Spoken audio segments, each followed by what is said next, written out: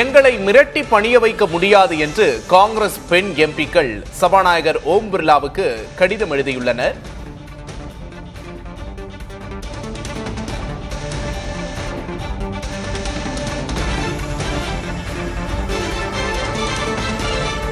பிரதமரை தாக்க காங்கிரஸ் பெண் எம்பிக்கள் முயற்சித்ததாக குற்றம் சாட்டியிருந்தார் சபாநாயகர் ஓம் பிர்லா. எங்கள் மீதான குற்றச்சாட்டு அடிப்படை ஆதாரமற்றது என்று காங்கிரஸ் பெண் எம்பிக்கள் மறுத்திருக்கிறார்கள். எங்களை மிரட்டி பணிய வைக்க முடியாது என்று சபாநாயகருக்கு காங்கிரஸ் பெண் எம்பிக்கள் பதிலளித்திருக்கிறார்கள். மக்களவை சபாநாயகர் ஓம் பிர்லாவுக்கு காங்கிரஸ் பெண் எம்பிக்கள் கடிதம் அனுப்பியிருக்கிறார்கள்.